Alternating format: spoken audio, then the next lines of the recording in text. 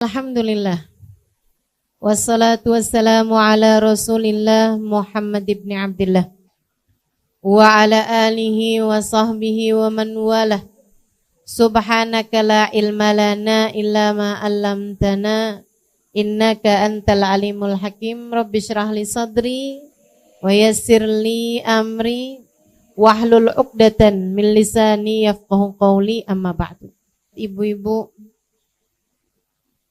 teman-teman, kakak-kakak, adik-adik, anak-anak, nenek-nenek, janda-janda,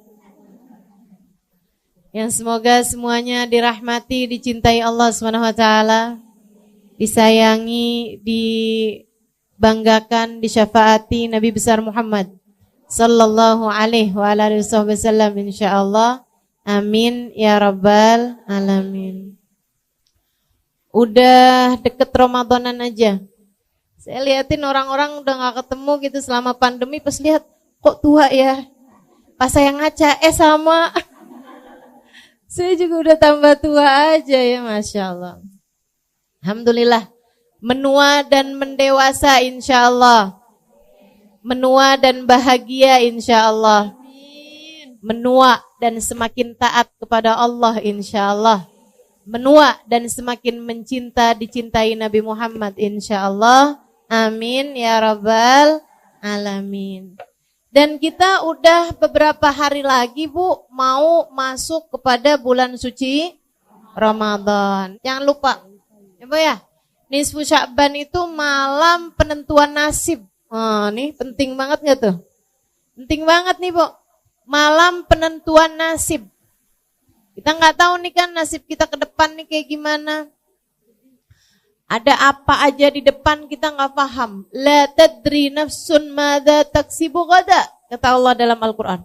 Wa ma tadri nafsun bi ayyi ardin tamut. Seseorang nggak pernah tahu apa yang akan dikerjakannya esok hari. Kita cuma bisa merencanakan. Akan tetapi Allah jualah yang menentukan. Jadi teman-teman sekalian, kita bisa rencanain doang, tapi yang sejatinya apa yang akan kita kerjakan esok hari kita nggak pernah tahu. Apa yang akan terjadi esok hari kita nggak pernah tahu. Kita nggak tahu, orang tua kita nggak tahu, anak kita nggak tahu, suami kita nggak tahu, pemerintah nggak tahu apa yang akan terjadi esok hari. Yang tahu siapa? Allah Subhanahu Wa Taala. Karenanya kita mesti minta benar-benar sama Allah Subhanahu Wa Taala urusan nasib ini. Jadikan nasib kami bagus ya Allah. Jadikan nasib kami baik ya Allah. Saya ingat dulu kalau saya minta doa sama Hubabah Bahiyah. Hubabah Bahiyah itu salah satu perempuan solehah, Bu. Salah satu wali min auliyaillah. Seorang waliyah ya Bu ya, wali perempuan. Dengan segala kemuliaan-kemuliaan yang beliau punya. Alhamdulillah saya dekat dengan beliau. Alhamdulillah Allah karuniakan. Ibu-ibu sekalian, saya kalau minta doa sama beliau, beliau doain saya itu satu doa. Asa nasibik zain Halimah. Asa nasibik zain. Beliau bilang mudah-mudahan nasib kamu bagus nak. Semoga nasib kamu bagus. Saya dulu suka mikir gitu. Emang kenapa ya menasib gitu? Tapi ternyata sudah saya ingat-ingat, abah saya dulu juga bilang yang sama. Kata abah saya, nak, orang hidup tuh yang penting nasib. Orang cakep, nasibnya bagus, gak enak hidupnya. Betul Bu? Orang cakep aja, kalau nasibnya gak bagus, gak enak loh hidupnya. Apalagi orang jelek. Orang kaya, kalau nasibnya gak bagus, hidupnya gak enak loh Bu. Apalagi orang, maksud saya tuh nasib itu gak terkait sama rupa, gak terkait sama harta. Kalau orang tuh sama Allah dikasih nasibnya bagus, enak aja hidupnya. Biar kata dia gak seberapa dikasih apa-apa, tapi kalau nasibnya bagus tuh udah enak aja hidupnya. Punya harta cukup, Ibu ya? Mau pergi pengajian ada, kan begitu? Mau buat sedekah ada, mau ikutan nyumbang acara ada, kan begitu ya? kepengen umroh, ada. Pengen haji, ada juga. Wah, tuh. Itu namanya rezeki yang berkah. Namanya nasib hartanya adalah harta yang bagus. Nah, kita minta kayak begitu tuh sama Allah Subhanahu wa taala. Makanya di malam nisfu Sya'ban, nanti Ibu sekalian jangan lupa amalin nih bacaannya yang diajarkan, yang dilakukan oleh para guru-guru kita. Kabarnya ini diajarkan dari Nabi Muhammad. Sebab para sahabat ngamalin, para tabi'in ngamalin, para ulama-ulama sepanjang zaman ngamalin, Bu. Saya belajar dulu di Indonesia 8 tahun sebelum saya lanjutkan ke luar negeri. Nah, itu Ibu sekalian, semua tuh ulama-ulama Jawa Barat, Jawa Tengah, Jawa Timur ngajarin sama semua dah malam nisfu Sya'ban baca Yasin 3 kali. Udah, Ibu ikutan ulama aja daripada ikutan yang gak jelas tuh, Bu. Baca Yasin malam nisfu Sya'ban bid'ah. Bid'ah tuh gimana? Bid'ah tuh dolalah. Kullu bid'atin dolalah. Semua bid'ah adalah sesat. Wa kullu dolalatin finnar. Semua kesesatan membawa neraka. Maksud kamu orang baca Yasin masuk neraka gitu? Lah ini kan rada enggak enak dipikir ya. Rada enggak pas gitu otak kita mikirnya. Jadi maksud kamu orang baca Yasin malam nisfu Sya'ban sesat. Terus kalau sesat masuk neraka. Berapa banyak orang-orang di mana-mana baca kalau malam nisfu Sya'ban Yasin 3 kali. Andai nih nggak ada yang ngajarin kecuali seorang ulama yang saya tahu sangat soleh, dia ngamalin dan dia ngajarin, saya sih akan ikut. Ibu betul nggak gitu? Misalnya ini Ibu nggak ada yang ngajarin nih, tapi saya ngajarin ibu-ibu, Bu. Nanti malam Jumat Ibu baca sholawatan ini dah, enak Bu. Saya tuh kalau habis baca sholawatan ini tuh saya doa minta sama Allah tuh doa saya diijabah gitu. Hati jadi lebih tenang. Ibu amalin apa enggak? Amalin. Nah diajarin sama satu orang saya aja, asal Ibu tahu saya punya sanad ilmu. Maksudnya saya punya kapasitas ilmu untuk mengajarkan itu. Ibu akan amalkan. Apalagi Bu yang ngajarin ulama banyak banget dah. Dari di Indonesia sampai ke luar negeri dan Nabi Muhammad telah mengatakan lan tajtami ummati ala dhalalah, umatku ini enggak akan pernah sepakat dalam kesesatan. Nabi itu yang bilang, umat saya enggak bakalan sepakat dalam kesesatan tuh enggak ada ceritanya. Nah, ini menurut saya baca Yasin 3 kali di malam nisfu Sya'ban itu adalah sesuatu yang disepakati oleh umat, bukan hanya di Indonesia. Jadi kalau ada yang bilang itu tuh budayanya orang Indonesia, mainnya kurang jauh. Mainnya kurang jauh tuh Bu tuh, suruh pergi tuh ke Yaman, suruh pergi tuh Habib Zain bin Smith di Madinah ngajarin, Ibu ya, suruh pergi tuh Sayyid Maliki di Mekah ngajarin, ulama-ulama ngamalin. Ibu-ibu sekalian suruh pergi ke Syekh Ramadan Al-Buti, ya Bu ya, di Syria ngajarin. Pergi tuh ke Mesir diajarin, semua pada ngamalin kok. Nah kamu gak ngamalin ya ikutan siapa gitu kan. Nah insya Allah bisa kita amalin nih Bu ya. Apalagi menyangkut urusan sama nasib. Innallaha yatajalla fi lailatin nisf min Sya'ban fayaghfir illal musyrik wal musyahin. Kata Nabi Muhammad alaihi salatu wassalam, Allah akan menunjukkan rahmat, menurunkan rahmat, anugerah kasih sayangnya pada malam nisfu Sya'ban. Dengannya, dengan kasih sayang tersebut, Allah memberi ampunan kepada hamba-hambanya yang mukmin, kecuali yang gak dapat ampunan siapa? Al-musyrik, orang yang menyembah selain Allah, wal musyahin, dan orang yang hatinya terdapat kebencian terhadap, dendam terhadap salah satu dari hamba Allah yang beriman. Nih, kasihan nih, 2 orang tersebut nih gak bisa dapat rahmatnya Allah Subhanahu wa taala pada malam nisfu Sya'ban. Semoga kita terhindar darinya insyaallah. Amin. Baca Yasin 3 kali. Yasin yang pertama diniatin biar apa Bu? panjang umur dalam taat. Kalau minta panjang umur jangan asal panjang, Bu. Ibu mau umur panjang di atas tempat tidur kagak bisa ngapa-ngapain? Nggak mau. Ibu mau panjang umur buat banyakin daftar dosa? Nggak mau. Kita minta sama Allah panjang umur fi khairin wa lutfin wa afiyah. Fi taatillah, dalam taat kepada Allah, fi khairin wa lutfin wa afiyah, dalam kebaikan, dalam keselamatan dan dalam kesehatan. Insya Allah. Yasin yang kedua, ibu baca dengan niat urusan rizki, ibu ya, biar lancar, biar berkah, biar manfaat.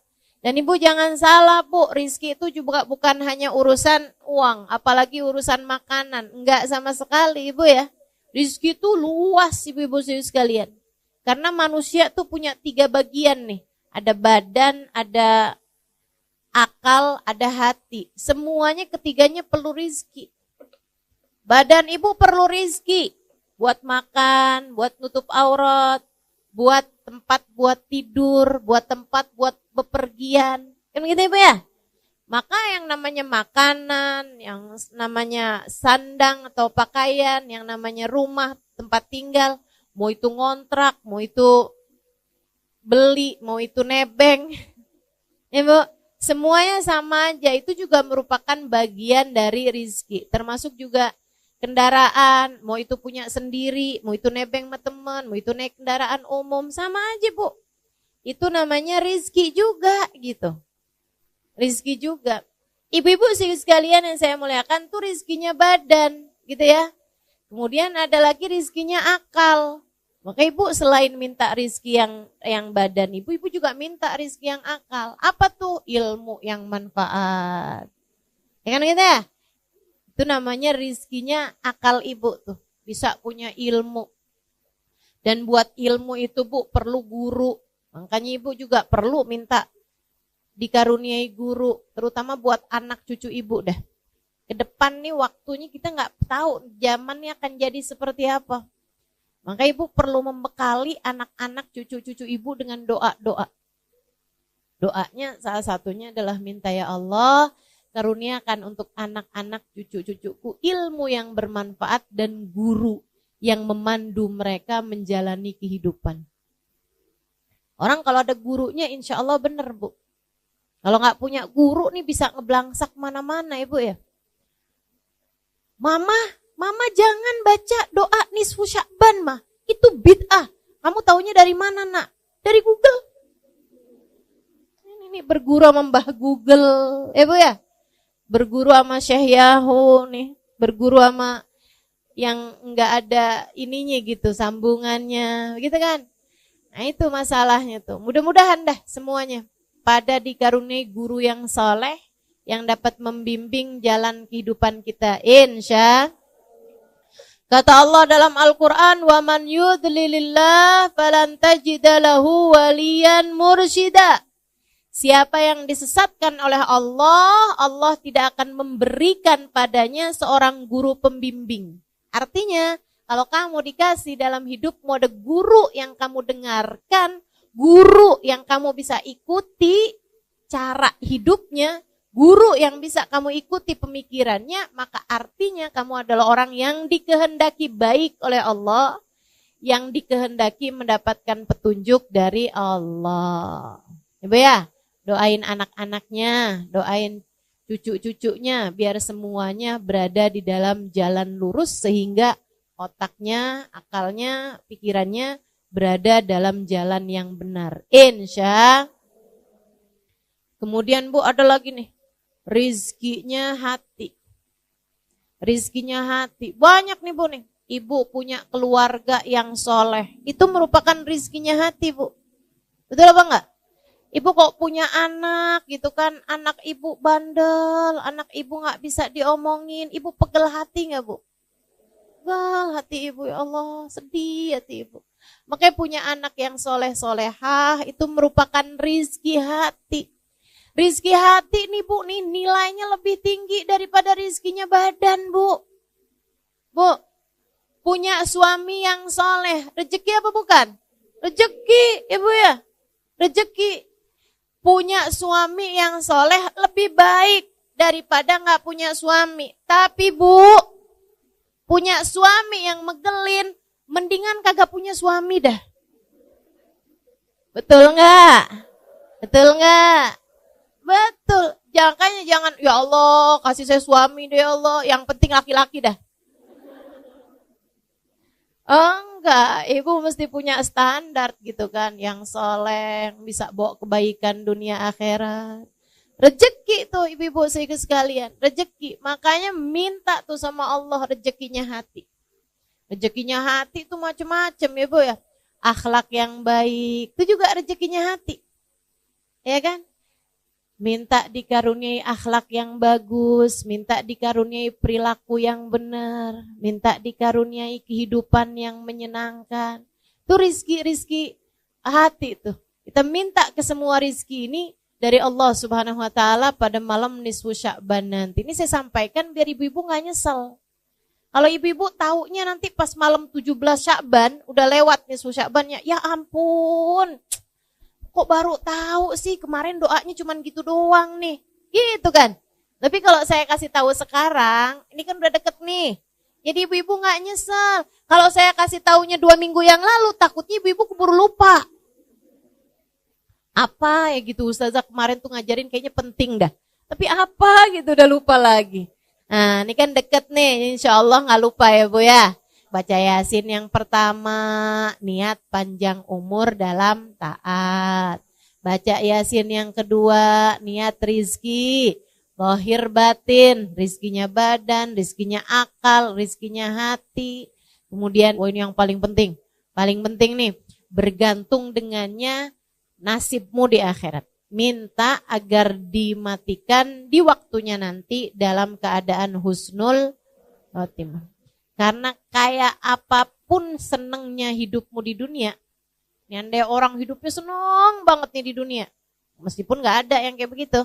Orang tuh yang namanya hidup tuh pasti aja ada enak, ada gak enaknya kan.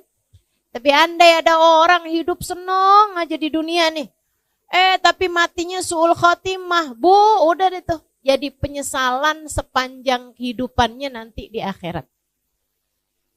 Sebaliknya, kalau ada orang hidupnya susah terus, tapi matinya husnul khotimah, udah tuh.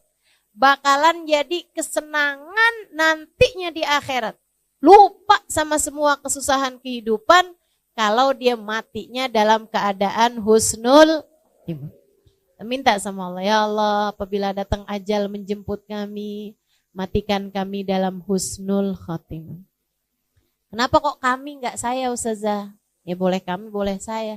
Cuman kalau ibu-ibu doa kami, ibu niatin juga buat anak-anak. Ya Bu ya? Buat suami, buat orang-orang yang ibu sayangi. Semoga semuanya dimatikan dalam husnul khotimah.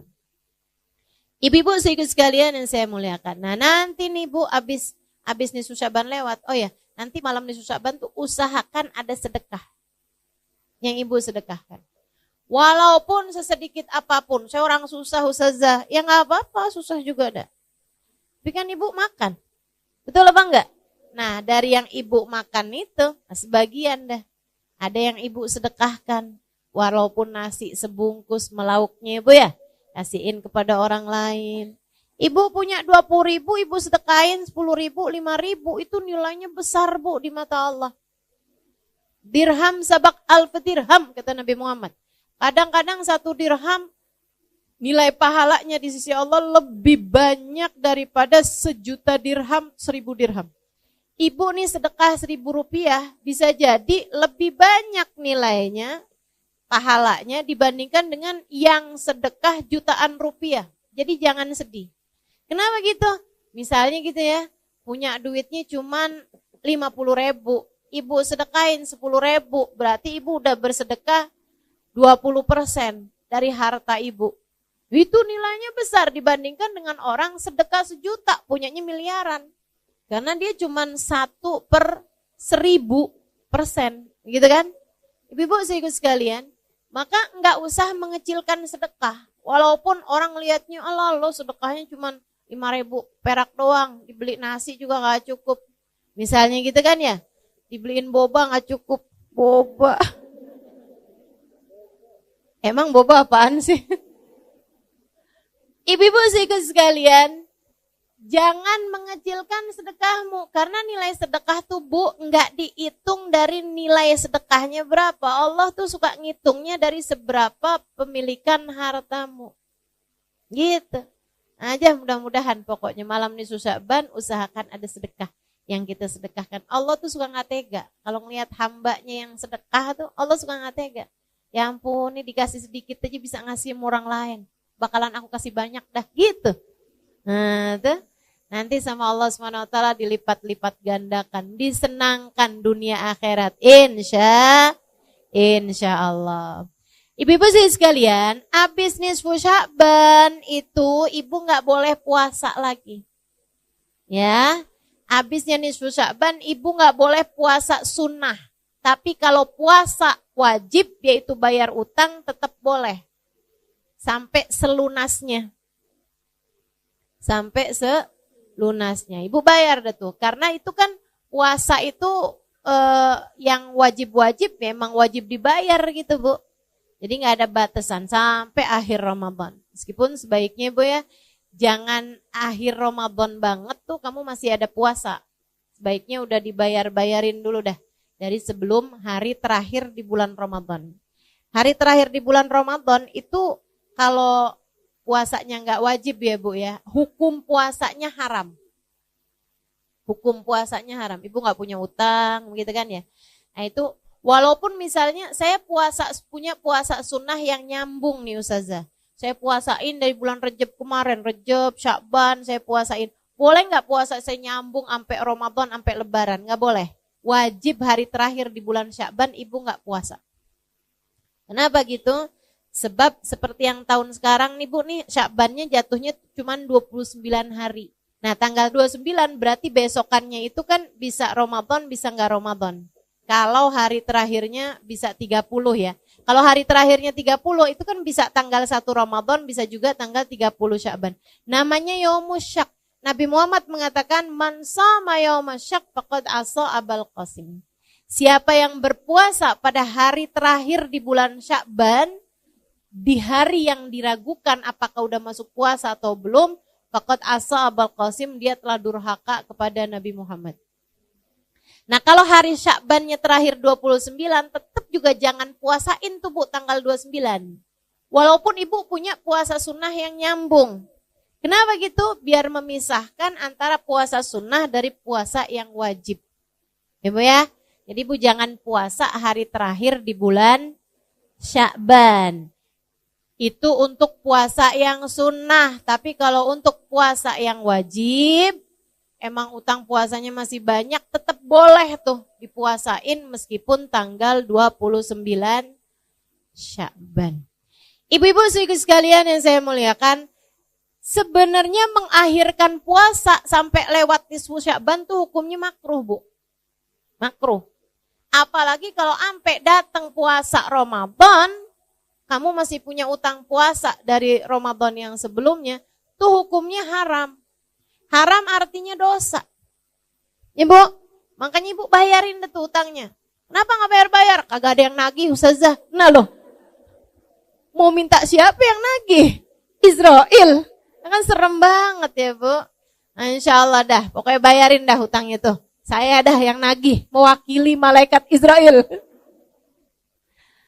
Masya Allah. Sebelum datang malaikat Israel, buruan bayar hutangnya. Mudah-mudahan Allah SWT jadikan kita lunas dari semua hutang. Baik hutang kepada Allah, kayak puasa begini nih, ataupun hutang kepada manusia. Insya. Sampai datang Ramadan, Ibu, hati-hati sama Ramadan. Ramadan itu Bu, amal ibadah dilipat gandakan benar. Tapi jangan salah, dosa juga dilipat gandain. Bu, orang tuh kalau bulan Ramadan ya Bu ya, bohong kan emang haram. Ya Bu, tapi kalau ibu-ibu bohongnya di bulan Ramadan, ibu bohongnya berkali lipat. Apalagi kalau ngepasin Lailatul Qadar, nah loh. Sekali bohong kayak 1000 bulan bohong. Serem bener. Berlipat ganda, Bu, karena katanya para ulama, semua waktu di mana amal ibadah berlipat ganda, kalau kita berbuat dosa juga berlipat ganda. Makanya banyak ulama memilih untuk tidak mau tinggal di Mekah. Kenapa gitu? Karena di Mekah itu amal ibadah berlipat ganda. 1 rakaat senilai 100.000 rakaat. Benar. Akan tetapi dosa juga berlipat ganda. Di Masjidil Haram itu sholat 1 rakaat senilai 100.000 rakaat di tempat yang lain. Tapi kalau bikin dosa di Masjidil Haram, dosanya juga lipat-lipat ganda. Mekah itu ibu-ibu sekalian satu-satunya kota yang kamu di dalam kota Mekah dosanya hati aja dicatat sama malaikat. Seram, makanya para ulama milih enggak dah tinggal di Mekah, enggak, takut enggak bisa ngasih kehormatannya kota Mekah. Karena memang tempat yang amal ibadah berlipat ganda, dosa juga berlipat ganda. Sama halnya dengan Ramadan. Waktu di bulan Ramadan itu amal ibadah berlipat ganda.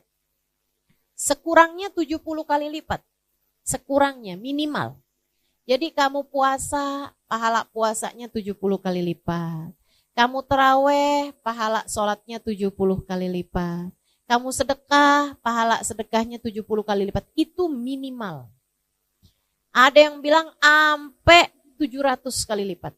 Ada yang bilang ampe 1000 kali lipat. Ada yang bilang bahkan bisa lebih daripada itu juga. Dan di bulan Ramadan itu ibu-ibu sekalian, ampunan Allah diturunkan banyak banget. Dan buat ngebantuin kita ibadah, buat ngebantuin kita diturunin ampunan rahmat, Bu. Allah segitu baiknya, Bu. Setan dicutiin dulu. Setan bebas tugas. Setan disuruh liburan, gak tahu deh tuh saya kemana gitu ya. Gak paham deh tuh. Yang pasti ibu-ibu sekalian, gak ada setan di bulan Ramadan. Setan yang ngebisik-bisikin dirimu itu loh.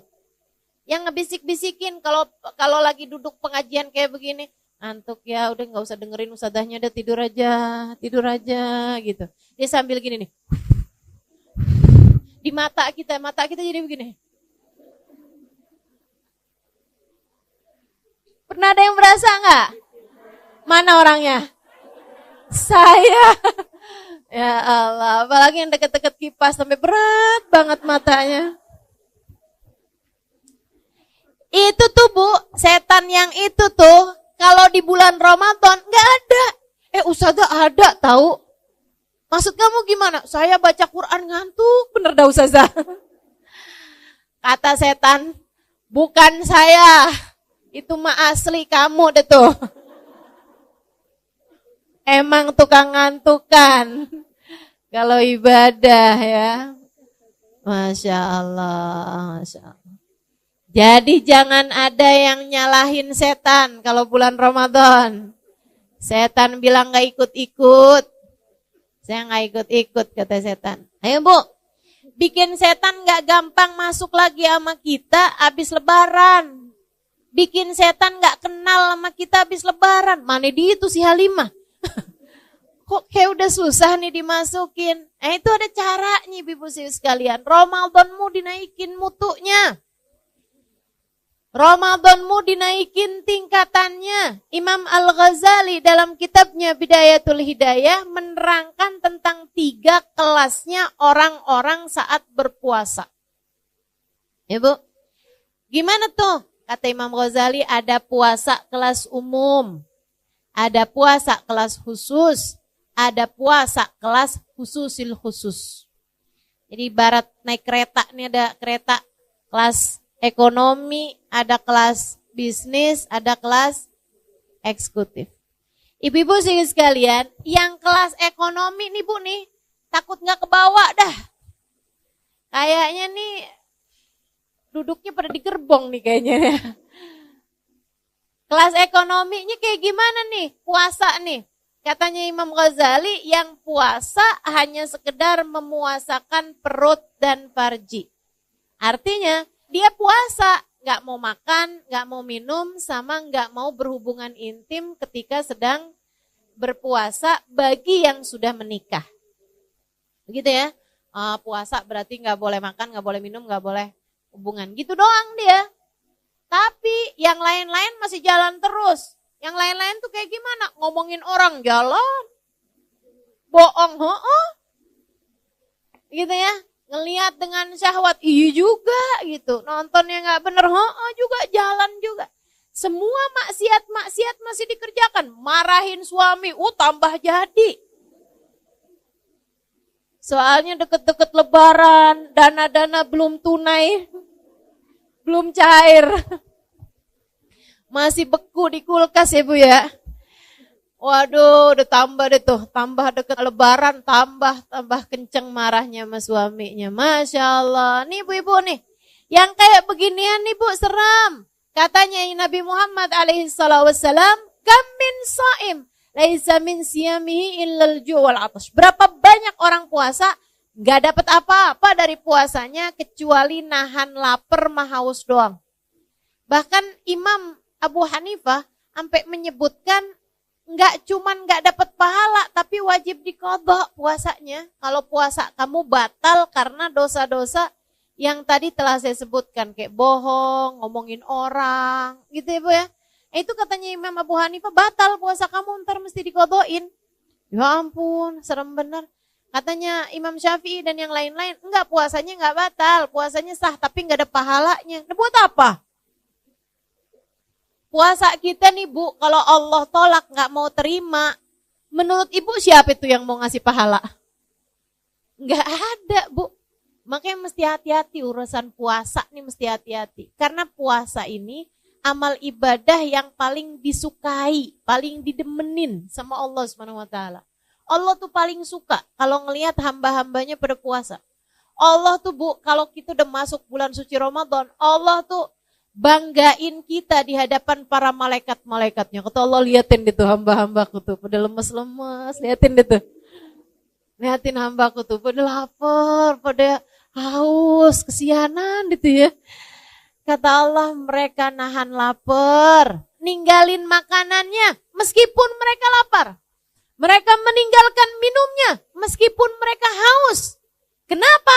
Untuk aku, kata Allah, fasaumuli wa ana ajzibih, puasa mereka untukku, akulah sendiri yang akan memberikan balasannya.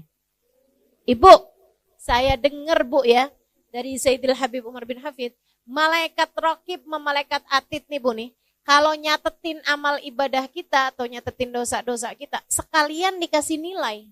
Ya mereka udah punya hitung-hitungannya semua tuh Bu.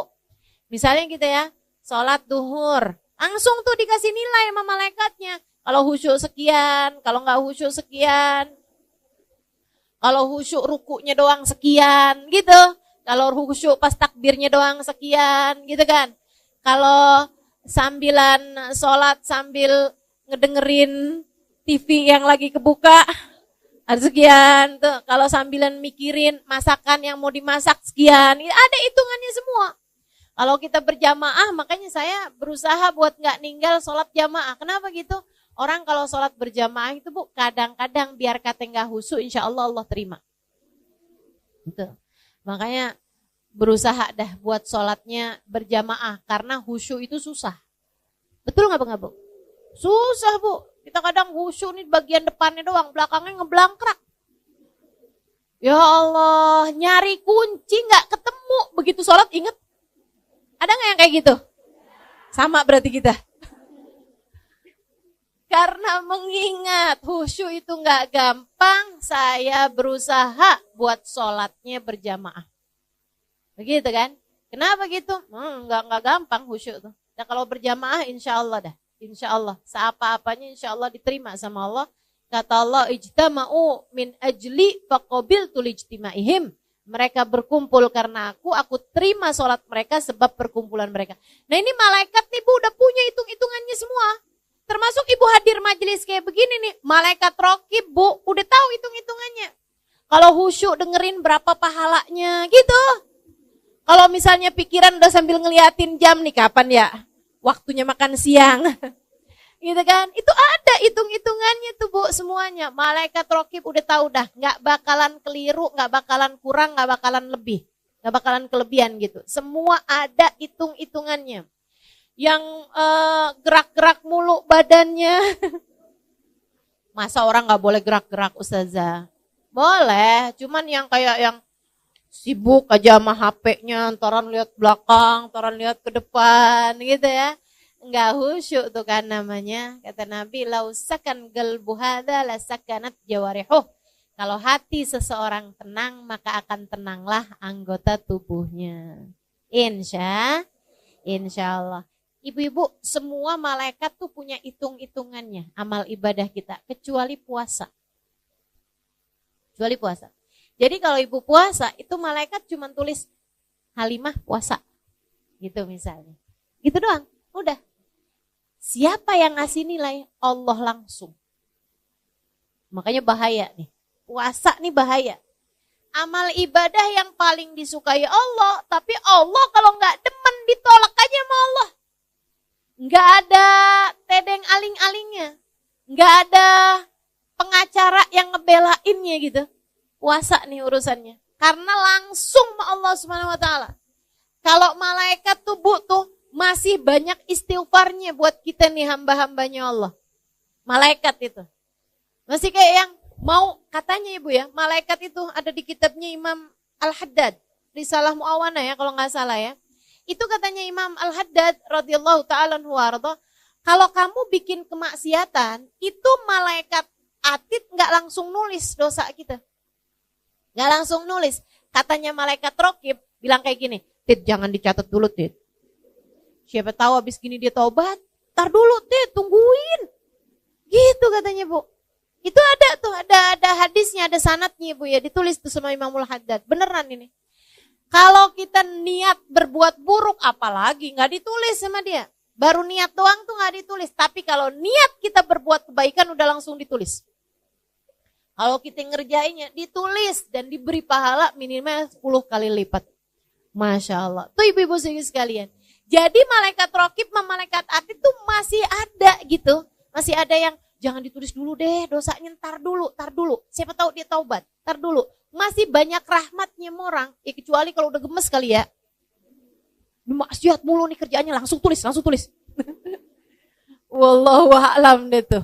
Tapi yang pasti ibu-ibu sekalian, malaikat raqib sama malaikat atid masih banyak rahmatnya gitu. Masih kayak yang saya ngelihatnya kayak masih ada jiwa pengacara mau membela kliennya nih Bu nih. Tapi kalau urusan puasa, malaikat pun angkat tangan. Allah sendiri yang akan menuliskan balasannya. Makanya begitu puasa ada ngomongin orangnya, kata Allah aku tolak. Gak ada pahalanya apa-apa. Begitu puasa kamu ada bohongnya, kata Allah aku tolak. Puasa macam apa ini? Begitu kamu puasa, kemudian kamu marah-marahin anak, hati anak sedih gitu. Allah bilang, kenapa dia berbuat begitu kepada hambaku? Aku tolak puasanya. Kamu mau ngomong apa? Ibu-ibu seriku sekalian yang saya muliakan, Nabi Muhammad tuh Bu benar-benar minta kita jagain puasa. Benar-benar minta kita jagain puasa, terutamanya yaitu ya, puasa kita itu jadi puasa yang enggak umum, kita naikin menjadi puasa yang khusus dengan memuasakan anggota tubuh kita dari dosa. Terutamanya dosanya lisan yang paling banyak bikin pahala puasa tuh habis. Pahala puasa hilang, itu kebanyakan dari dosanya lisan. Makanya ibu-ibu sekalian, bulan puasa jagain lisan. Jagain lisan. Makanya kenapa kalau bulan puasa pengajian pada libur. Kenapa gitu? Maaf ya Bu ya. Memang juga karena sepanjang bulan, 11 bulan tuh anggap pelatihan kalau bulan puasa kayak waktu praktek gitu. Itu iya juga. Dan juga biar ibu-ibu lebih konsentrasi ibadah-ibadah kayak baca Quran dan lain sebagainya. Itu iya juga. Tapi juga Bu, karena kita nih perempuan-perempuan nih kalau udah kumpul-kumpul, mulut kita nih suka rada nyerempet gitu. Ya, yang nggak niat ngomongin orang aja nyerempet jadi ngomongin orang. Betul apa enggak? Apa kabar Bu? Baik, masih bagus nih. Ya kan ya? Kemarinan nggak kelihatan. Iya nih lagi ada masalah sama suami. Tuh. Yang satu demen curhat, yang satu kepo. Ya udah kan pas.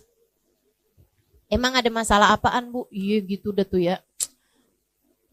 Gimana ya? Biar jadi kayak istri orang gitu. Emang selama ini istrinya siapa? Genderuwo gitu. Ya Allah, ya Allah. Ibu-ibu sih sekalian yang saya muliakan. Pokoknya emang bulan Ramadan tuh Bu tuh, saran saya emang sebaiknya Bu, kalau bisa diusahain gak banyak ketemu orang tuh ahsan. Lebih baik. Kenapa gitu? Itu dia dah, udah ketemu orang banyak inian tuh akhirnya jadi nyerempet. Ini dah gitu. Bohong. Itu udah harus banget ditutup kamusnya. Jangan ada kebohongan di bulan Ramadan. Kalau habis tarawih gimana Ustazah? Ya sama aja. Bulan Ramadan tuh dosa dilipat gandain. Jangan sampai nih ada ibu-ibu nih tanyain sama suaminya. Kamu lihat uang saya di saku baju yang kamu cuci enggak? Bang, nanyanya habis tarawih ntar gimana? Enggak gitu ya Bu. Pokoknya yang namanya bohong mah dosa gitu, mau siang mau malam. Dan kalau kamu bohongnya siang, yang ngebatalin pahalanya puasa. Jangan ngomongin orang, baik dari lisanmu atau dari jempolmu. Sekarang banyak nih orang ngomongin orang gak pakai mulut lagi ya Bu ya. Tapi pakai jempol. Ya Allah Bu, di pengajian ada tuh yang WhatsApp sama temennya. Lo lihat nggak tuh si No datang tahu? Di mana emang duduknya? Sambilan nih, ada ustadzahnya yang lagi ceramah padahal. Ya ampun, bisa-bisanya dia datang, kagak punya malu. Nah tuh. Ya Allah, ya Allah. Tuh ibu-ibu saya sekalian, kamu bahkan kelihatannya lagi duduk di majelis taklim, akan tetapi sejatinya kamu sedang ghibah. Ghibah tuh Bu bahaya dan bisa batalin pahala puasa kita. Karena sejatinya orang lagi ghibah, lagi ngomongin orang, lagi ngegosip, itu kayak makan bangkai daging saudaranya sendiri. Seram, mudah-mudahan Allah jaga lisan kita. Biar gak gampang ghibah insya Allah. Karena nih Bu, nih dosanya ghibah nih ya Bu ya. Dosa yang kita tuh ngerasanya kayak semua orang ngerjain, jadi kayak gak dosa-dosa amat gitu. Berasa gak gitu? Betul kan? Kayak gak dosa-dosa amat gitu. Nah ibu-ibu kalau dibilang makan daging babi, wih kayaknya udah dosa banget, neraka tuh pasti. Kan begitu ya? Si ibu itu dia Islam loh, tapi dia bisa loh makan daging babi. Ya ampun, dia masak kemarin makan daging babi. Iya astagfirullah. Diomongin, padahal dosanya ngomongin itu lebih gede daripada dosanya makan babi. Bukan berarti ibu makan babi aja dah kalau gitu. Gak gitu juga. Gak gitu juga. Maksud saya tuh dosanya lebih gede gitu. Kata Imam Ghazali kan gitu ngasih perumpamaan. Kata Imam Ghazali, orang pakai emas, laki-laki pakai cincin emas, kan dosa. Ada ulama pakai cincin emas, kan dosa tuh kan. Diomongin sama orang-orang gak sadar kata Imam Ghazali. Kalau dosanya ngomongin orang, apalagi ulama, lebih gede. Berpuluh-puluh kali lipat, bahkan beratus kali lipat daripada dosanya orang pakai cincin emas. Kadang itu suka gitu. Gak gitu kadang. Mudah-mudahan deh Allah selamatin kita semuanya. Lisan gak bertulang.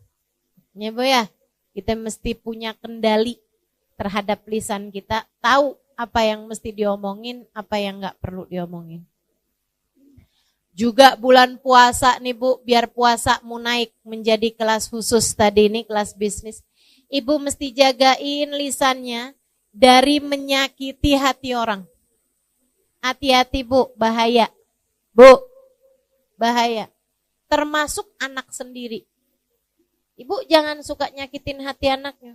Dibangunin susah sahur, akhirnya keluar kata-kata yang gak bagus. Jangan.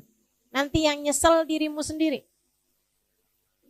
Ini gak kayak anak orang nih. Kayak anak Ya anak apa? Kalau ibu nyebutin nama salah satu binatang, anak sakit hati kan. Meskipun anak kalau bisa nyaut, ya kalau saya anak monyet, ibu induknya dong. Untung aja anak-anak kita tuh sopan-sopan loh Bu. Betul apa enggak? Anak-anak kita tuh santun-santun. Ibu suka marah kalau ibu ngajak anak ibu ngomong, anak ibu pegang HP. Betul apa enggak? Coba diingat-ingat. Nak, kalau ibu ngomong, HP-nya ditaruh dulu. Nih ibu mau ngomong penting nih, liatin muka ibu, liatin. Saya ini ibumu loh nak, surga kamu tuh udah di bawah kaki saya. Ada yang suka gitu? Enggak ya? Enggak segitu dramanya ya? Ibu-ibu sekalian, kita marah kalau kita ngomong, anak kita pegang HP. Tapi betapa seringnya anak kita ngomong dan kita pegang HP, ngaku. Betul apa enggak? Dan alhamdulillah anak kita santun-santun. Saya nggak pernah lihat tuh yang anaknya ngomong kayak gini. Ibu, saya lagi ngomong ya Bu ya. Coba taruh HP-nya. Nggak pernah lihat saya. Nggak pernah lihat. Santun anak kita, Masya Allah. Maka ibu-ibu sedikit sekalian yang saya muliakan, jagain hati anakmu. Kalau kamu sendiri nggak pinter jaga hati anakmu, siapa lagi yang akan jaga hati dia? Kalau dalam rumah dia tidak mendapatkan kedamaian, di mana lagi dia akan menjadikan sebuah tempat sebagai tempat dia berpulang. Orang kalau nggak dapetin damai di dalam rumahnya mesti di mana lagi? Kesian, mau di jalanan. Kesian banget anak-anaknya. Udah Bu, lupakan semua kemarahanmu, lupakan semua kekesalanmu sama anak. Ibu-ibu sedikit sekalian, anakmu, kata Imam Ghazali alaihi ridwanullah, adalah bayanganmu. Kalau kamu pengen bikin anakmu lurus, kamunya mesti lurus. Hubabah Zahra, ibunda dari guru saya Al-Habib Umar bin Hafid. Guru kami Al-Habib Umar bin Hafid, guru kita semua Al-Habib Umar bin Hafid. Itu ibu-ibu sekalian punya anak soleh-solehah semua. Banyak anaknya Bu, soleh-solehah semuanya ibu-ibu sekalian. Lebih dari 10 orang anaknya. Semuanya soleh, semuanya solehah. Bahkan yang satu jadi mufti di kota Hadramut. Yang satu lagi Al-Habib Umar bin Hafid, orang soleh wali min auliyaillah. Ibu-ibu sedikit sekalian yang saya muliakan, semuanya soleh-solehah. Putra-putri dari Hubabah Zahra ini ya Bu ya. Ditanya, ada seorang ibu nanya sama Hubabah Zahra, Hubabah gimana caranya biar anak saya soleh-solehah. Hubabah Zahra sambil senyum, karena emang orangnya senyuman mulu tuh Bu tuh. Padahal hidupnya susah, hidupnya berat, senyum aja. Katanya beliau kayak begini, nak, kamu kalau kepengen anak kamu soleh-solehah, ya kamunya mesti solehah. Gampang aja ngomongnya, kamunya yang solehah. Terus kalau kamu udah solehah, kamu tinggal doain anak kamu. Sebab doanya perempuan yang solehah diijabah sama Allah. Dengannya anakmu jadi anak yang soleh-solehah. Gampang deh tuh. Kamunya yang solehah, terus kamu doain anak kamu biar soleh-solehah. Insya Allah. Jangan dikatain nanti kamu yang nyesel. Jangan dikatain nanti kamu yang nyesel. Anak-anakmu tuh. Jangan diomelin nanti kamu nyesel. Ibu kayak gak pernah aja ngomelin anak abis-abisan pas dia tidur. Kamu liatin, ya Allah kesian. Pernah? Pernah? Saya gak pernah Ustaz, orang saya belum punya anak. Ya iyalah. Tapi yang pada punya anak pasti tuh ngerti tuh apa yang saya omongin. Ya Allah Bu, jangankan ngomelin gitu. Ngomong kasar aja sama anak. Abis itu pas ngelihat dia tidur, ya Allah gak tega. Gitu ya Bu ya. Suami juga kayak begitu. Ibu jangan suka ngomelin. Bu, urusan suami nih, saya bilangin juga ya Bu ya. Allah aja gak tega loh ngelihat dia tidur kecapean. Masa ibu tega? Katanya Nabi Muhammad, Allah bilang, ayyumamri'in batakalan min syughlih bata maghfuran lah. Itu hadisnya, tepatnya begitu. Ayyumamri'in, kalau ada seorang laki-laki, batakalan min syughlih, tertidur malam dalam keadaan kelelahan. Karena seharian bekerja untuk menghidupi anak istrinya. Bata maghfuran lah, dia tidur dalam keadaan diampuni dosa-dosanya. Allah aja gak tega sama dia. Kecapean pengorok kayak gitu seharian kerja nih. Ada yang jadi supir Gojek. Ibu ya, ada yang jadi tukang. Ada yang kerja jadi guru. Ada yang kerja apalah segala macam pekerjaan suami kita. Kecapean seharian tuh dia kerja. Malam-malam tidur nyampe ngorok. Kita sebel aja, ampun gak bisa tidur nih gimana ya. Gitu sumpet apaan nih ya. Biar suara ngoroknya gak kedengeran gitu kan. Kita balikin, dia miring ngoroknya. Ya Allah, kita tendang aja bagaimana nih, ya ampun, astagfirullah. Ibu-ibu istriku sekalian, Allah aja gak tega loh. Padahal dia kerja tuh, sampai capek ngorok. Bukan buat Allah, buat kamu. Masa Allah aja gak tega, kamu tega sih sama dia? Kesian, ya. Meskipun kalau ada suami juga saya bakalan bilangin nih, sian sama istrinya. Sian. Kamu omelin seharian, kamu tidur lihat dia gitu, kamu tega? Gak tega juga. Istri kamu tuh loh, perempuan gitu ya, dengan segala kelemahannya, dengan segala hatinya yang lembut, Dia mau ngurusin kamu, walaupun kamu belum tentu mau kurus. Dia mau ngurusin anak-anaknya. Yang adalah anak-anak kamu gitu kan. Kasihan tuh. Allah aja gak tega sampai dijadikan surga berada di bawah telapak kaki. Masa kamu tega sih? Maka berumah tangga nih mesti yang saling sayang. Dah, hilangkan segala kemarahan-kemarahan. Hilangkan segala kebencian-kebencian. Bulan Ramadan. Allah aja gak tega ngelihat hambanya tuh pada lemes-lemes, pada lapar-lapar, haus-haus gitu. Masa kita tega sih ngelihat anak itu udah lemes kayak begitu kamu omelin mulu. Bu, orang kalau lagi puasa tuh tidur aja berpahala loh. Kan begitu ya? Naumus shaim ibadah. Kata Allah, tidurnya orang lagi puasa nilainya ibadah. Allah aja gak tega, dia tidur aja ditulis pahala. Masa kamu tega-teganya sih? Bang, puasa tidur mulu. Ya Allah, Bu, Allah yang gak tega. Kamu ngeliat anak kamu tidur, puasa tidur aja kerjaannya. Ayo bangun, sholat, ayo baca Quran. Gini gitu segala macam kamu omelin. Ya Allah, Bu, dia tidurnya ibadah, kamu ngomel dosa. Nih, mikirnya yang benar nih. Dia lagi ngerjain ibadah loh, Bu. Kamu bangunin. Yang ada kamu yang dosa. Dia lagi ibadah, kamu gangguin. Ya Allah, khair insyaallah. Mudah-mudahan ibu-ibu nih jadi gak pada ngomelan dah kalau datang bulan Ramadan. Amin. Latihan dari sekarang, Bu ya. Udah, Bu, belajar buat ngelihat lucu-lucu dalam kehidupan. Gitu. Lihat suaminya ngomel, ibu lihatnya yang lucu aja dah. Ya ketawa aja liatin gitu. Ketawa, dia lagi marah kita ketawa gitu. Kamu ketawa kenapa sih? Abang lucu dah bang. Hidungnya kembang kepis bang. Mata abang ntar nyipit, ntar ngeblalak lucu dah bang. Gituin aja udah yang lucu aja ngelihatnya. Udah gak usah, hidup udah gak usah disusah-susahin ya Bu. Yang enak aja. Kita punya Allah Maha Rahman. Alhamdulillah. Kita punya Nabi penyayang. Alhamdulillah. Udah lihat lucu aja dah dalam kehidupan ini. Gak usah diberat-beratin. Datang bulan suci Ramadan, hilangkan segala kemarahan, hilangkan segala kebencian. Yang rahmat sama siapapun, gak usah bawa-bawa perasaan sedih nih. Sampai tanggal segini belum bisa beli baju lebaran. Gak usah dipikirin. Gak usah dipikirin. Bu, gak usah dipikirin. Ada banyak sunnah-sunnah yang lain yang ibu bisa kerjain.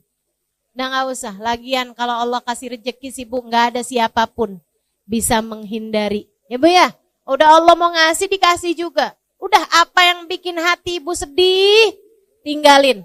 Ibu tahu gak? Setan tuh Bu, di hari-hari setan gak ada kayak gini nih. Setan tuh godain kita Bu, tidak hanya dengan ngajakin kita berbuat dosa.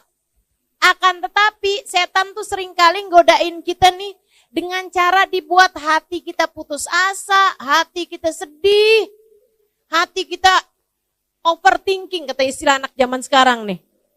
Itu tuh seringkali bisikan-bisikan setan, kayak ngilang-ngilangin nikmat yang Allah SWT berikan. Padahal kalau kita mau hitung nikmatnya Allah, enggak kebayang banyaknya. Udah, ibu enggak usah mikirin yang enggak ada. Ibu syukuri aja apa yang ada. Insya Allah. Sebab Bu, kalau kamu mau cari yang enggak adanya terus, kamu akhirnya enggak bisa bersyukur dalam kehidupan. Saya kasih tahu ya Bu ya, hidup ini enggak pernah ideal buat siapapun. Bu, enggak ada loh orang yang hidupnya ideal, hidupnya pas semuanya, enggak ada. Enggak ada Bu. Ada orang nih ya Bu ya, sakit-sakitan, hidupnya enggak enak. Kan begitu kan? Sakit mulu gitu, dikit gini sakit, dikit gitu sakit. Enak apa enggak enak? Enggak enak. Kadang-kadang nih sehat orangnya ya Bu ya. Giliran punya suami, suaminya megelin. Ada yang suaminya baik, saudaranya nyebelin. Ada yang orang tuanya, ya Bu ya. Ada yang saudara-saudaranya jahat. Ada yang mertuanya Bu. Ada yang iparnya. Pasti ada aja yang namanya hidup memang kayak begitu. Emang kayak gitu. Enggak pernah ideal. Kayaknya susah deh mau nyari orang yang semua orang sayang sama dia. Semua orang baik sama dia gitu. Orang Nabi Muhammad yang sempurna gitu aja Bu, dijahatin sama pamannya. Iya kan? Dijahatin sama tetangga-tetangganya, dijahatin sama orang sekampungnya. Apalagi kita yang kayak gini nih, pasti ada aja. Dan kita nih Bu, kalau mau nyari hal-hal yang bisa bikin hidup kita sedih, hidup kita merasa, katanya orang zaman sekarang insecure, ya Bu ya. Ngerasa minder, ngerasa sedih hati, mau dicari mah ada aja Bu. Orang tuh hidup gak ada yang ideal. Ya kan Bu? Gak ada yang hidupnya udah pas tuh. Hidup yang kayak begitu tuh, gak ada. Tapi hati bisa pas. Tapi hati bisa ideal. Manusia yang hatinya paling ideal, Nabi Muhammad SAW. Hidupnya gak ideal Bu, Nabi Muhammad. Betul apa enggak? Ya gimana mau ideal hidupnya Nabi Muhammad? Lahir aja udah gak punya bapak. Mau ideal dari mana? Anak umur 6 tahun ditinggal mati ibunya. Mau ideal dari mana Bu? Nabi Muhammad alaihissalam berada dalam kemiskinan berpuluh-puluh tahun ibu-ibu sekalian. Enggak ideal hidupnya Nabi Muhammad.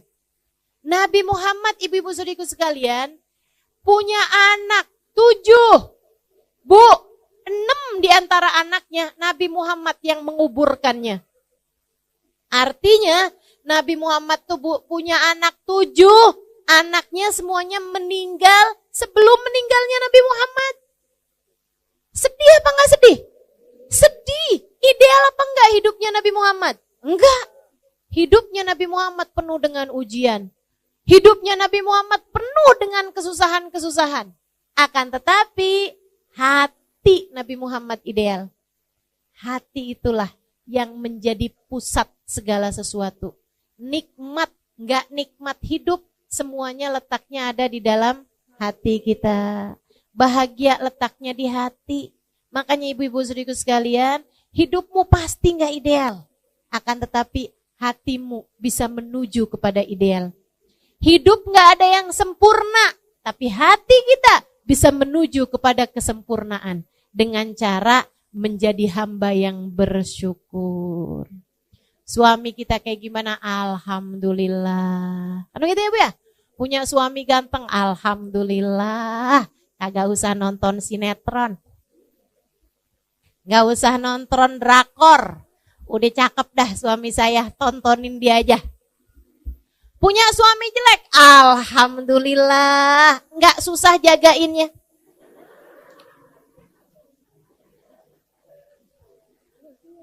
Gak ada yang mau sama dia.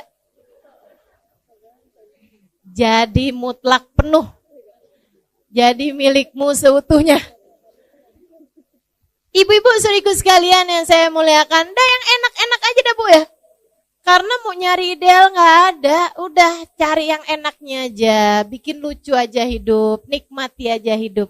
Mudah-mudahan kita bisa jadi orang-orang yang senantiasa bersyukur. Insya Allah, jagain puasanya, jagain anggota tubuhnya. Jangan biarin lisan ngomel mulu, jangan biarin lisan bohong, jangan biarin lisan ngomongin orang. Ibu ya, jangan biarin mata ngelihat kemaksiatan, jangan biarin kaki melangkah ke tempat-tempat yang ada dosa-dosanya. Jangan biarin tangan ngerjain hal-hal yang dilarang sama Allah. Puasamu jadi puasa yang khusus. Naik lagi. Wah, naik lagi kalau ini sih kata Imam Ghazali, ini puasa buat para wali, buat para nabi, buat hamba-hamba yang udah emang tingkatannya tinggi-tinggi dah tuh. Kelas yang eksekutif tadi tuh Bu. Ya udah kita sih yang penting puasa kita di kelas bisnis tadi tuh udah bagus gitu. Kita puasain anggota tubuh kita dari ngerjain dosa. Selama bulan Ramadan, jauhi segala perbuatan dosa, sebab dosanya jadi berlipat ganda. Lagi pula perbuatan dosa di bulan Ramadan, takutnya bikin Allah gak berkenan menerima puasa kita, akhirnya Ramadan kita jadi sia-sia. Puasa yang khusus yang kayak gimana lagi tuh Ustazah? Memuasakan seluruh waktu mereka hanya untuk Allah. Memuasakan seluruh anggota tubuh mereka hanya untuk Allah. Jadi matanya Bu, mereka izinkan cuman buat ngelihat Al-Quran. Matanya diizinkan cuman untuk memandang kitab-kitab zikir. Matanya mereka izinkan hanya untuk memandang dengan pandangan penuh rahmat, penuh kasih sayang terhadap siapapun dan apapun. Tuh, yang kayak beginian nih. Gitu ya Bu ya. Telinga mereka pakainya sepanjang Ramadan buat taat semuanya. Lisan pakainya antara buat berzikir, antara buat ngomong yang bagus-bagus, antara buat baca Al-Quran, antara buat sholawatan Nabi Muhammad tuh. Yang kayak beginian nih, ibadahnya ibadah eksklusif ya Bu ya. Kelas-kelas hamba-hamba Allah Subhanahu wa ta'ala. Imam Asy-Syafi'i Bu kalau bulan Ramadan hatam 60 kali hataman Quran. Siang 1 hataman, malam 1 hataman. Saya masih ketemu. Ada namanya Habib Abu Bakar bin Umar Al-Haddar.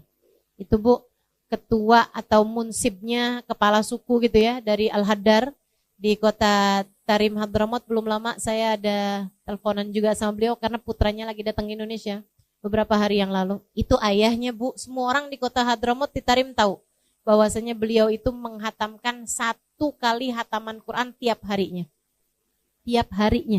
Dikirannya membaca 1 hataman Al-Quran.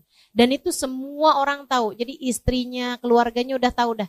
Jam sekian sampai jam sekian ayah saya baca Al-Quran gak bisa diganggu gugat.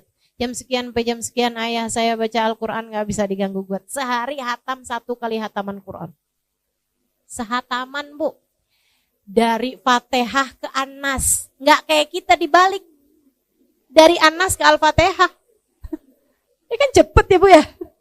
Masya Allah. Ini dari Fatihah ke An-Nas Bu. 30 juz.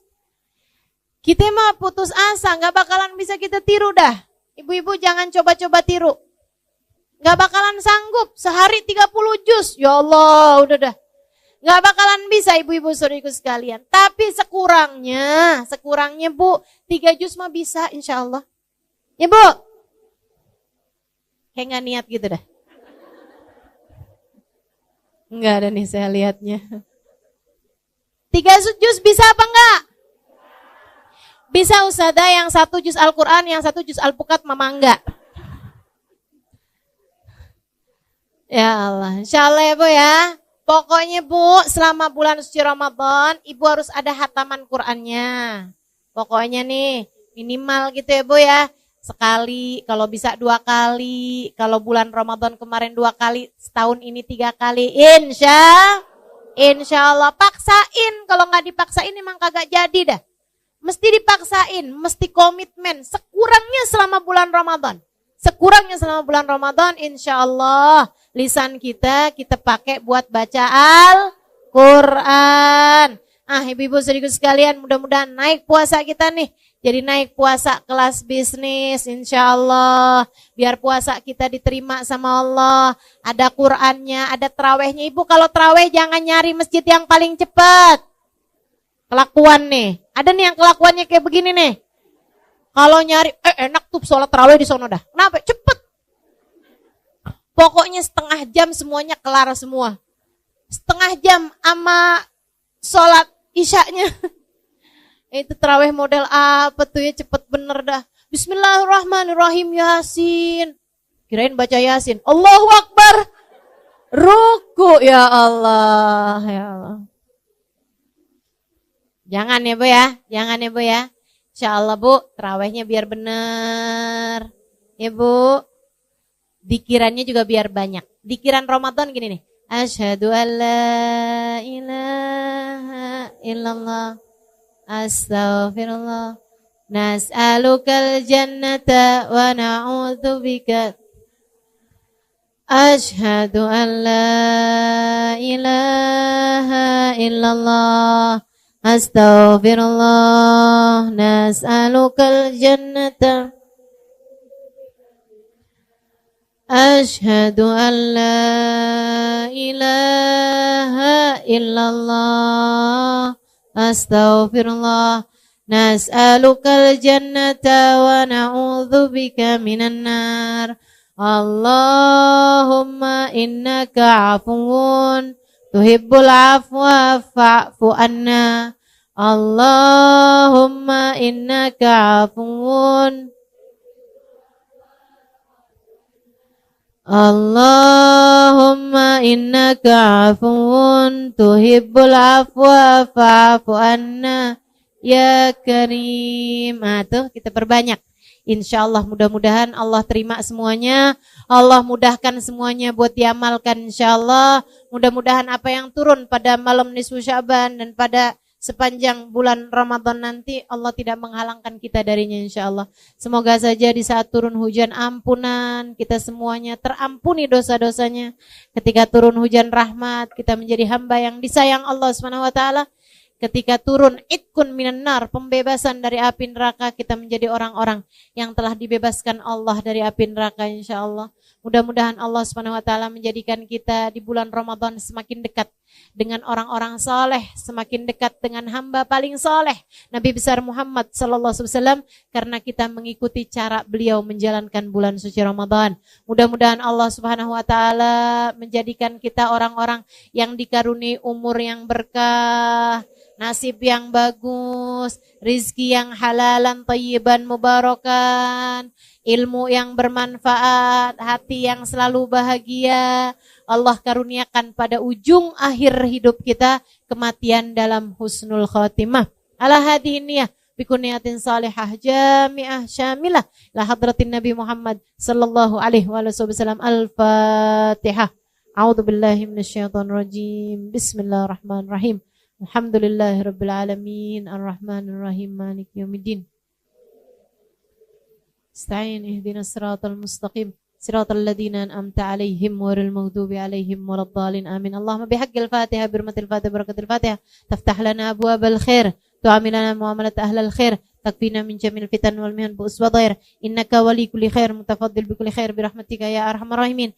Allahumma inna nas'aluka ziyadatan fid din barakatan fil umur wa sihhatan fil jasad wa sa'atan fil rizqi wa taubatan qabla al maut wa syahadatan indal maut wa maghfiratan ba'dal maut wa afwan indal hisab wa amanan minal adab wa nasiban minal jannah warzuqna an-nadhar ila wajhikal karim. Allahumma afina min bala'ik wa auzi'na syukra ni'maik wa adhikna barda afik wa halawata munajatik. Allahumma inna nas'aluka minal uquri awfaraha wa minal adhani asfaha wa minal a'mali azkaha wa minal akhlaqi atyabaha wa minal arzaki azzalaha wa minal afiyah akmalaha minad dunya khairaha wa minal akhirah na'imaha bihaqqi sayyidina Muhammadin sallallahu alaihi wasallam. Allahumma inna nas'aluka ziyadatan fid din barakatan fil umur wa sihhatan fil jasad wa sa'atan fil rizqi wa taubatan qablal maut wa syahadatan indal maut wa maghfiratan ba'dal maut wa afwan indal hisab wa amanan minal adab wa nasiban minal jannah warzuqna an-nadhar ila wajhikal karim. Allahumma hawwin alaina fi sakaratil maut wan najata minan nar wa afwan indal hisab. Allahumma rabbana atina fid dunya hasanah wa fil akhirati hasanah wa qina adzaban nar. Dawahum fiha subhanakallahumma wa tahiyyatuhum fiha salam wa akhiru da'wana anil hamdulillahi rabbil alamin. Allahumma barik lana fi Sya'ban wa ballighna Ramadan wa inna ala siyam wal qiyam wa qiraatil Qur'an wa ganni'na bil qalil minat ta'am wal manam wal kalam. Allahumma barik lana fi Sya'ban wa ballighna Ramadan wa inna ala siyam wal qiyam wa qiraatil Qur'an wa ganni'na bil qalil minat ta'am wal manam wal kalam. Wa sallallahu ala sayyidina Muhammadin wa ala alihi wa sahbihi wa sallam. Dawahum fiha subhanakallahumma wa tahiyyatuhum fiha salam. Akhiru da'wana anil hamdulillahi rabbil alamin. Assalamualaikum warahmatullahi wabarakatuh. Alhamdulillah. Wassalatu wassalamu ala Rasulillah Muhammad ibn Abdillah wa ala alihi wa sahbihi wa man walah. Subhanaka la ilma lana illa ma 'allamtana innaka antal alimul hakim. Rabbi syrah li sadri wa yassir li amri wahlul 'uqdatan min lisani yafqahu qawli. Amma ba'du. Alhamdulillah, ibu-ibu sekalian saya muliakan, hadiah indah di mana Allah mengizinkan kepada kita untuk menghadapnya. Bukan main. Siapa kita ini sampai diizinkan Allah untuk bolak-balik menghadap kepada Allah Subhanahu wa taala dalam salat-salat kita. Saya pernah dengar dari para guru-guru kami, guru-guru saya.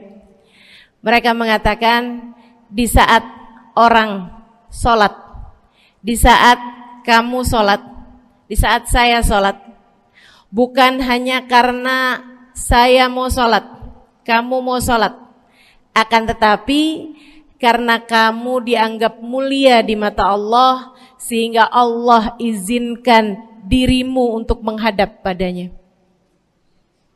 Ketika saya sholat, bukan hanya karena saya mau sholat, akan tetapi karena saya punya nilai di mata Allah, sehingga Allah izinkan kepada saya untuk menghadap padanya.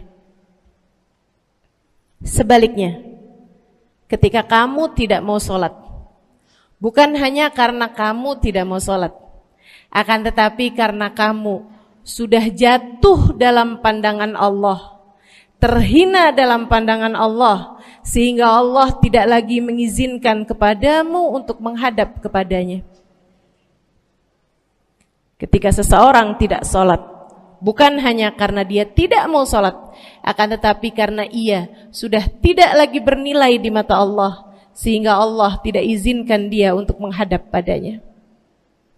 Teman-teman, saudariku sekalian yang saya muliakan, kalau bicara tentang sholat nih teman-teman, ada 4 tingkatan, ada 4 kelas. Untuk kamu melihat sholatmu sudah ada di kelas yang mana. Kalau saya boleh bilang kelas teratasnya nih kelas bisnis, oke lah ya. Kelas bawahnya lagi kelas atasnya kelas eksklusif ya, kelas eksekutif. Terus bawahnya lagi kelas bisnis, bawahnya lagi kelas, tapi ada 4 kelas, bawahnya lagi kelas gerbong. Nggak naik dalam kereta nih ya. Kelas yang paling bawah kita bahas nih, kelas gerbong nih. Kayaknya naik di atasnya nih ya, gerbongnya. Teman-teman sekalian, orang yang di saat mengerjakan sholat, dia kerjakan juga, tapi merasanya sebagai beban. Ya ampun, udah maghrib aja, baru juga asar. Ya ampun, males banget dah. Ini gak ada rusuh nih. Kita kan lagi jalan-jalan nih. Kita kan lagi belanja nih di Tanah Abang. Itu jamaah aja gimana sholatnya? Nah ini orang-orang yang menganggap sholatnya sebagai beban, malas kalau disuruh sholat, terutamanya subuh. Terutamanya sholat subuh. Ini Allah ceritakan orang-orang yang seperti ini adalah kelompoknya orang munafik. Naudzubillah. Alladzina idza qamu ila sholati qamu kusala. Orang-orang yang kalau disuruh sholat bangun juga sih, tapi malas banget. Setan nih nemenin dia, kayak naroin batu di atas kepalanya, bikin dia berat mau ngerjain sholat. Kalau lagi tidur, ngipas-ngipasin matanya, bobo aja lagi. 5 menit lagi, 5 menit lagi. Bangun-bangun udah siang. Pernah terjadi padamu?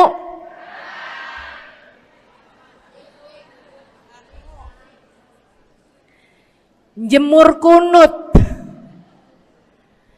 Bu, yang dijemur tuh jemuran aja, cucian aja. Jangan sampai jemur kunutnya dijemur ya. Ketika ada seseorang yang disampaikan kepada Nabi Muhammad bahwasanya orang itu tidak bangun kecuali sesudah azan subuh, artinya enggak tahajud, artinya enggak bangun di sepertiga malam terakhir, bangunnya sesudah azan subuh. Nabi mengatakan padanya tentang orang itu. Nabi bilang pada para sahabatnya, inna syaitan bala fi udhunih. Itu adalah orang yang telinganya dikencingin sama setan. Pada pernah dikencingin setan? Kalau bangunnya habis azan tuh dikencingin setan. Kalau bangunnya udah terbit matahari dikencingin siapa kira-kira? Insyaallah. Teman-teman saudariku sekalian yang saya muliakan, alladzina idza qamu ila sholati qamu kusala, malas bener kalau diajakin sholat, sampai sebagian sholatnya dikerjakan keluar dari waktunya. Yang seperti ini masuk dalam firman Allah Subhanahu wa taala, a'udzubillahi minasyaitonir rajim, fawailul lil musallin alladzina an salatihim sahun. Fawailul lil musallin alladzina hum an salatihim sahun. Celaka orang-orang yang salat. Kenapa kok orang salat celaka ya Allah? Sebab mereka an salatihim sahun, melalaikan salat mereka. Apa maksudnya melalaikan? Imam Sayyidina Ibnu Abbas dalam salah satu tafsir beliau mengatakan alladzina yuakhiruna an waqtiha au yuqaddimuha ila ghairi waqtiha. Orang-orang yang mengakhirkan salat sampai keluar dari waktunya atau memajukannya sebelum waktunya. Mau pergi ke Tanah Abang nih, jam 11. Ntar kita ribet nih urusan sholat duhur. Dah sholatin sekarang aja. Ini orang-orang yang fawailul lil musallin. Bu, sesibuk apapun dirimu, jangan pernah ninggal sholat. Bu, lagi ngerjain perkara penting apapun kamu, jangan pernah mengakhirkan sholat. Jangan pernah mengeluarkan sholat dari waktunya. Kenapa gitu? Karena bu, sholat itu urusanmu sama Allah. Gak ada yang lebih penting daripada itu. Gak ada yang lebih penting daripada itu.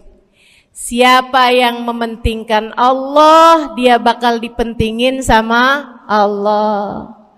Siapa yang meremehkan salatnya, berarti dia telah meremehkan Allah.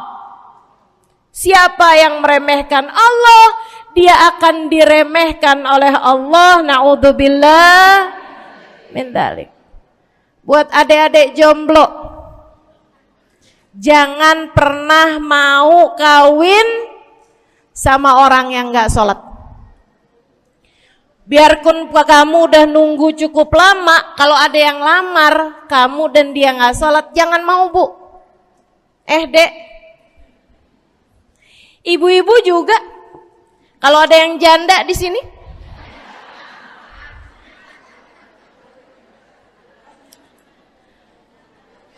terus ada yang lamar kamu, walaupun di garasinya ada kijang,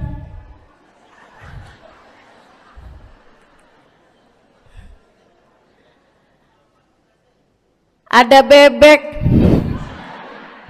motor maksudnya ya, datang melamar kamu, jangan terima. Orang yang gak sholat, kamu jangan mau jadi istrinya. Kenapa? Saya kasih tahu ya, Allah aja dia tinggalin, apalagi kamu.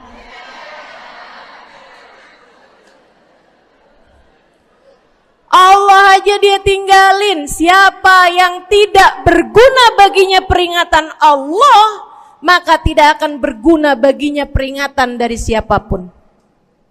Tapi dia mencintai saya, Ustazah. Dia mencintai saya cinta mati katanya. Sekarang tungguin setahun 2 tahun, cintanya hilang, tinggal matinya. Tapi dia mencintai saya luar biasa, Ustazah. Dia tak sanggup hidup tanpa saya. Itu namanya cinta monyet. Tungguin 2 tahun, cintanya hilang, tinggal.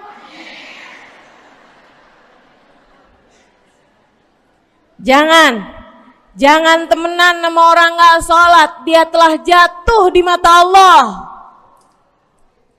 Maka kita pun belajar buat jadi orang-orang yang terus mendaki, terus meraih rahmatnya Allah, terus belajar buat jadi salah satu orang yang dipandang dengan rahmat oleh Allah Subhanahu wa taala. Salah satunya dengan cara kita memuliakan sholat, kita menjaga sholat. Jagain sholatnya, jangan masuk kelompok orang yang tadi itu sholatnya menjadi beban. Ini kelompok paling bawah nih. Naik ke kelas ekonomi.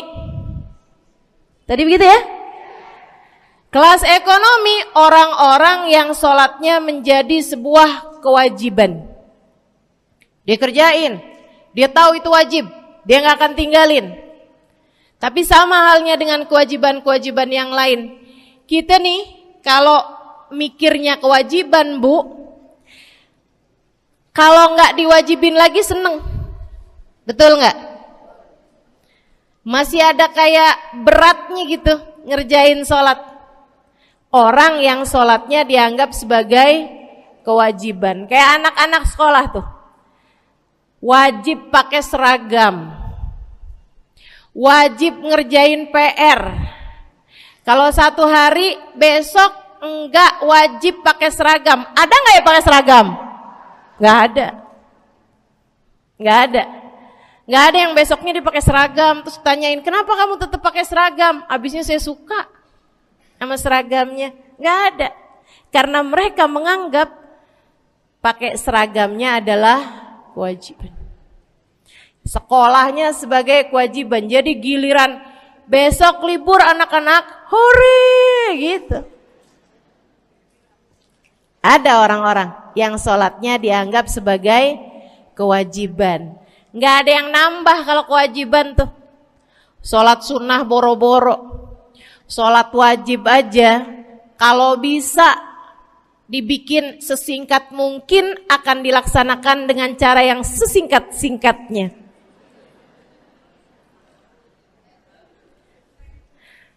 Habis ruku i'tidal sujud cepet bener ya. Malaikat raqib sama malaikat atid nih udah tahu aja kalau dia sholat. Habis ghairil maghdubi alaihim waladdallin. Malaikat atid bilang sama malaikat raqib, kulhu, catat kulhu udah pasti.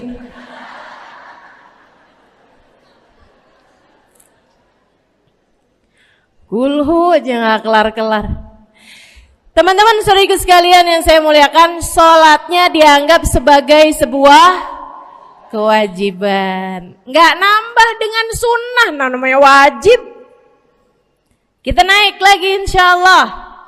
Sholatnya kita naikkan.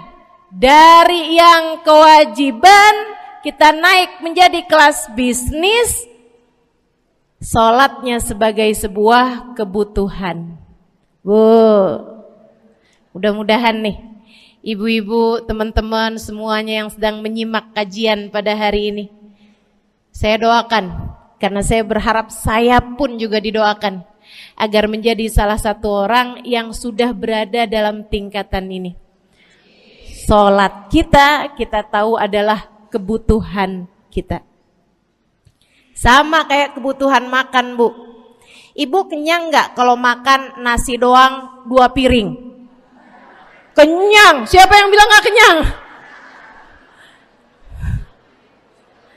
Kalau kamu makan nasi doang sepiring, kenyang apa nggak kenyang?